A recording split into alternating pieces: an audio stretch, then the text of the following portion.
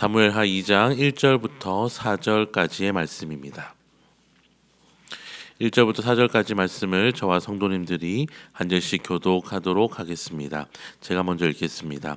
그 후에 다윗이 여호와께 여쭈아르되 내가 유다 한 성읍으로 올라가리이까 여호와께서 이르시되 올라가라. 다윗이 아르되 어디로 가리이까 이르시되 헤브론으로 갈지니라. 다윗이 그의 도한 이스라엘 여인 아히노함과 갈멜 사람 나발의 아내였던 아비가일을 데리고 그리로 올라갔다. 또 자기와 함께한 추종자들과 그들의 가족들을 다윗이 다 데리고 올라가서 헤브론 각 성읍에 살게 하니라. 다윗에게 기름을 부어 유다 족속의 왕으로 삼았더라. 어떤 사람이 다윗에게 말하여 이르되 사울을 장사한 사람은 길르앗 야베스 사람들이니이다 하매 아멘. 오늘 우리가 함께 살펴보는 사무엘하 2장 말씀은 10년이 넘는 기나긴 광야의 도망 생활이 끝난 직후에 다윗이 행했던 첫 번째 행동을 기록하고 있습니다.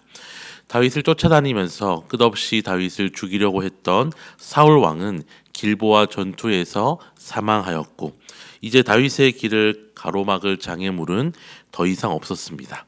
이러한 상황에서 다윗은 어떠한 선택을 하였을까요? 오늘 본문 1절은 이렇게 시작합니다. 그 후에 다윗이 여호와께 여쭈아르되 내가 유다 한 성읍으로 올라가리이까. 사실 다윗의 상황은 이제 더 하나님께 묻지 않아도 되는 상황처럼 보입니다. 원수 사울은 죽었고 다윗은 이미 오래전에 사무엘을 통하여서 왕으로 기름 부음을 받았기 때문입니다. 이제 다윗은 사울이 없는 예루살렘 수도로 진격하여서 왕권을 차지하는 것이 가장 논리적이고 상식적인 행동이라고 생각할 수 있었습니다. 오히려 머뭇거리다가 절호의 찬스를 날려버릴 수도 있는 상황인 것입니다. 인간적인 시각으로 본다면 당장 예루살렘으로 올라가서 이 상황을 이용하여서 왕이 되는 것이 지혜입니다. 하지만 다윗은 상황이 열렸다고 해서 자신의 판단대로 움직이는 대신에 멈춰서서 하나님께 올라가리이까? 라고 질문합니다. 고난 중에 우리가 기도하는 것은 어쩌면 사방으로 길이 막혀 있는 것 같기 때문에 오히려 쉽지만 응답이 왔을 때, 상황이 열렸을 때 그때에도 기도하는 것은 쉽지 않습니다. 하지만 다윗은 상황과 환경의 변화와 상관없이 하나님을 우선순위로 삼았던 것입니다. 하나님이 올라가라고 허락하시자 다윗은 어디로 가리이까? 라고 물었습니다. 그러자 하나님께서는 헤브론으로 가라고 명하셨습니다. 그런데 사실 이 헤브론은 이스라엘 지역의 중심부가 아니라 유다 지파의 변방에 있는 작은 성읍입니다. 인간적인 생각으로 보면 헤브론은 성에 차지 않는 곳입니다. 그러나 다윗은 불평 없이 두 아내와 또 광야에서 자신과 함께 공동체를 이루었던 모든 사람과 그 가족들을 데리고 헤브론으로 올라갔습니다.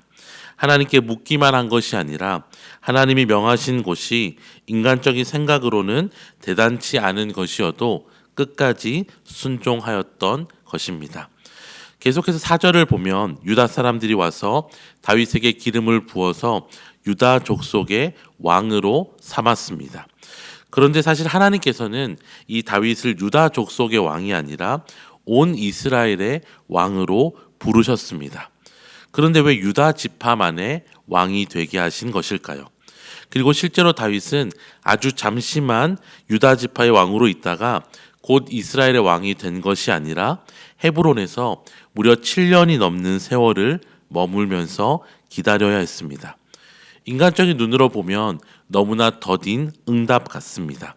하지만 하나님께서는 통일 왕국이라는 다윗에게 약속하셨던 하나님의 뜻을 이루기 위해서 헤브론이라는 곳에서 다윗의 내면과 또 왕권의 기초를 다지면서 사울을 지지하던 나머지 11개 지파의 마음이 자연스럽게 다윗에게 흘러오도록 시간을 두고 일하고 계셨던 것입니다. 오늘 이 다윗의 삶의 순종은 우리에게 무엇을 구해야 하는지 그리고 어떻게 기다려야 하는지를 보여줍니다. 먼저 우리의 삶에도 사울이 죽는 것 같은 순간이 찾아옵니다. 오랫동안 준비했던 일들이 열리고 장애물이 걷히는 응답의 순간이 찾아옵니다. 그때 우리는 브레이크 없는 자동차처럼 질주하기는 쉽습니다. 물론 이러한 응답의 시간은 하나님께서 우리에게 허락해 주신 것일 수도 있습니다. 하지만 돌다리도 두들겨 보라는 속담처럼 또 잠언 16장 9절의 말씀처럼 사람이 마음으로 자기의 일을 계획할지라도 그의 걸음을 인도하시는 이는 여호와시라는 것을 기억하며 하나님께 간구해야 합니다. 내 판단이 아무리 옳아 보여도 상황이 완벽하게 열린 것 같아 보여도 모든 사람들이 맞다고 이야기하여도 오늘 다윗처럼 주님 제가 올라가리이까? 주님 제가 어디로 가리이까? 라고 묻는 영적인 지혜가 필요합니다. 왜냐하면 우리의 뛰어난 지략이나 추진력보다 더 위대한 것은 내 삶의 주도권을 온전히 하나님께 내어드리는 겸손이기 때문입니다. 하나님께 온전히 순종하기 위한 우리의 기도의 시간은 결코 우리의 삶을 허비나 멈추는 것이 아님을 기억해야 합니다. 또한 우리는 다윗이 보냈던 헤브론의 시간을 믿음으로 견뎌내야 합니다. 우리는 기도의 응답이 언제나 0 아니면 100이라고 생각하는 경향이 있습니다. 전부가 아니면 실패라고 생각하지만 하나님의 응답은 때로 다윗에게 헤브론처럼 부분적으로 점진적으로 다가올 수 있습니다. 모든 문제가 일거에 해결되지 않고 아주 작은 실마리만 주어질 때도 있습니다. 하지만 전도서 3장 11절에 기록되었듯이 하나님이 모든 것을 지으시되 때를 따라 아름답게 하셨다는 것을 기억할 때에 7년이 넘는 헤브론에서의 시간이 다윗을 초라하게 만든 것이 아니라 온 이스라엘의 왕으로 빚어가시는 하나님의 계획 속에 있었던 것처럼 지금 우리에게 주어진 헤브론의 자리에 감사하며 순종할 때에 하나님은 우리의 삶도 온전히 빚어주실 것입니다. 사랑하는 성도 여러분, 우리의 생각과 하나님의 생각은 때때로 다릅니다. 우리는 지름길을 원하지만 하나님은 바른 길을 원하십니다. 우리는 즉각적인 결과를 원하지만 하나님은 우리의 영혼이 빚어지는 과정을 원하십니다. 오직 나의 가는 길을 그가 아시나니 그가 나를 단련하신 후에는 내가 정금같이 나아가리라는 욥의 고백을 기억하며 오늘 하루의 삶도 하나님을 신뢰하며 살아갈 때에 다윗을 이끌어 가시고 또 욥을 붙들어 주신 하나님께서 저와 여러분의 삶에도 신실하게 함께하여 주실 것입니다.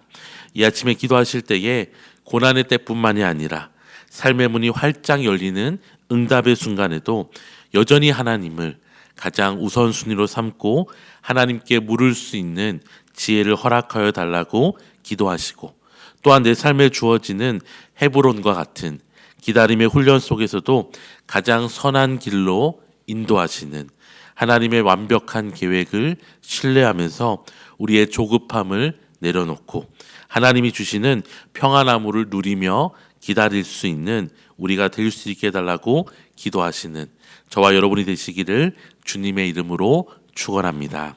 기도하겠습니다. 우리의 걸음을 가장 선한 길로 인도하시는 하나님 아버지, 하나님보다 앞서가지 않기 위해서 하나님 앞에 엎드렸던 다윗처럼 우리의 삶 속에서 하나님보다 앞서가지 않는 은혜를 허락하여 주시옵소서. 때로는 우리의 기대와 달리 하나님이 우리를 이끌어 가실 그때에도 그 시간이 우리를 무너뜨리는 시간이 아니라 우리를 빚어가는 하나님의 은혜임을 믿게 하시고 순종하게 하여 주시옵소서. 오늘 하루도 나의 계획을 먼저 십자가 앞에 내려놓고 주님의 인도하심에 온전히 순종하는 복된 삶이 될 수 있도록 성령으로 우리와 함께하여 주시옵소서. 감사드리며 예수님의 이름으로 기도드립니다. 아멘.